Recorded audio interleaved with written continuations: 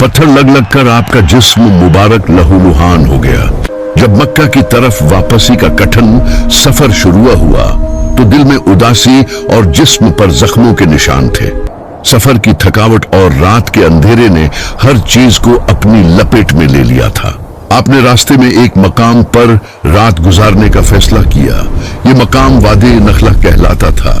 सहरा की इस सुनसान और तन्हा रात में एक तरफ वो नबी थे जिनका दिल अपनों और गैरों के जुल्म से जख्मी था, जिन्हें दुनिया वालों ने ठुकरा दिया था, और दूसरी तरफ इन देखी दुनिया के वो ताकतवर जिन्नात थे जो जमीन व आसमान की सबसे बड़ी तब्दीली का राज तलाश करने के लिए मारे मारे फिर रहे थे।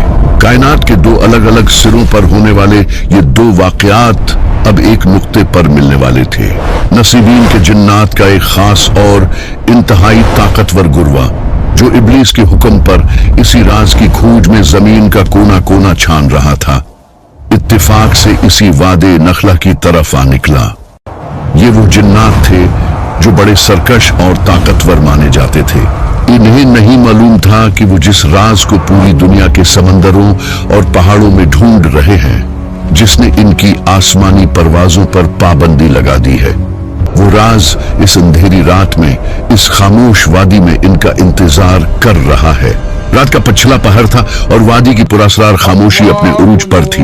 हवाएं थम चुकी थी और ऐसा लगता था जैसे वक्त की रफ्तार भी रुक गई हो। जिन्नात का यह गुरवा वादी के ऊपर से गुजर ही रहा था कि अचानक इस खामोशी को चीरती हुई एक ऐसी मिकनाटीसी, पुरजलाल और मीठी आवाज गूंजी जिसने जिन्नात के इस लश्कर के कदम वहीं के वहीं रोक दिए। ये कोई आम आवाज नहीं थी, ये एक ऐसी आवाज थी जिसने इनके वजूद में झरझरी पैदा कर दी थी। ये आवाज इस कदर मशहूर कुन, इस कदर ताकतवर और इस कदर पुरनूर थी कि जिन्नात के इस सरकश गुरवा ने इससे पहले ऐसी कोई चीज न कभी सुनी थी और न महसूस की थी। वो सब के सब एक हैबत और सिहर के आलम में खामोश हो गए। इन्हें महसूस हुआ कि यही वो ताकत है, यही वो कलाम है और यही वो राज है जिसने आसमानों के दरवाजे बंद कर दिए हैं और फरिश्तों के पहरे सख्त कर दिए हैं। वो सब इस आवाज के सिहर में खंचे चले आए। ये किसकी आवाज थी? ये क्या पढ़ा जा रहा था? और जब इन जिन्नात ने करीब जाकर इस मंजर को देखा तो इनकी आंखें फटी की फटी रह गई। वादे नखला के इस पुरअसरार और तारीक माहौल में जब कायनात सो रही थी, वो अजीम हस्ती अपने रब के हुजूर खड़ी थी। ताइफ के जख्म अभी ताजा थे, जिस्म का हर हिस्सा दर्द से कराह रहा था, लेकिन दिल में अपने रब की मोहब्बत और इसके कलाम की मुठास ने हर तकलीफ को भुला दिया था। ये फजर का वक्त करीब था और मोहम्मद सल्लल्लाहु अलैहि वसल्लम नमाज में कुरान मजीद की तिलावत फरमा रहे थे। ये कलाम इलाही की वही मिकनातीसी, सिहर अंगीज और दिलों को चीर देने वाली आवाज थी जो आसमानों से नाजिल हुई थी और अब इस वीरान वादी में गूंज रही थी। कुरान के ये अल्फाज जिन्नात के कानों में पिघले हुए शीशे की तरह नहीं, बल्कि एक ऐसी हकीकत बनकर उतर रहे थे जिसकी तलाश में वो दरबदर भटक रहे थे। इनकी सदियों की गुमराही, इनका तकब्बुर और इनकी ताकत का गुरूर इस एक कलाम के सामने रेत की दीवार की तरह गिर रहा था। ये एक ऐसा लम्हा था जब जमीन व आसमान की तारीख बदल रही थी और इन देखी मखलूक जिन्हें इंसानों ने कभी अपनी आंखों से नहीं देखा था, वो इस वक्त हक के सबसे बड़े दाई के पीछे खड़ी खामोशी से कलामे इलाही सुन रही थी।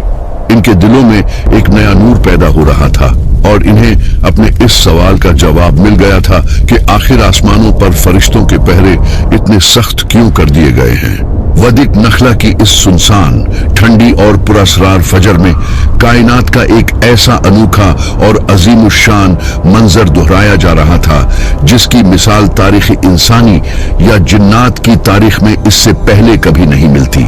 जिन्नात का वो सरकश और ताकतवर गुरवा जो आसमानों का सीना चीर कर फरिश्तों की बातें चुराने का आदी था, आज जमीन पर सर झुकाए दम साधे एक इंसान की जबान से निकलने वाले कलिमात के सामने बिल्कुल बेबस खड़ा था। वो एक दूसरे को कहनी मारकर इशारों से कह रहे थे, खामोश हो जाओ, खामोश हो जाओ और गौर से सुनो। ये कोई आम कलाम नहीं है, یہ نہ تو کسی کاہن کی جادوگری ہے، نہ کسی نجومی کی قیاس آرائیاں ہیں، اور نہ ہی کسی شاعر کا کلام ہو سکتا ہے۔ اس مقناطیسی آواز میں، ان پاکیزہ الفاظ میں ایک ایسی ہیبت، ایک ایسا جلال اور ایک ایسی شدید کشش تھی جو سیدھی ان کی روحوں کی گہرائیوں میں اتر رہی تھی۔ وہ جنات جو نصیبین کے علاقے سے آئے تھے، دراصل ان میں سے بہت سے حضرت موسیٰ علیہ السلام کی کتاب تورات کے بارے میں بہت گہرا علم رکھتے تھے۔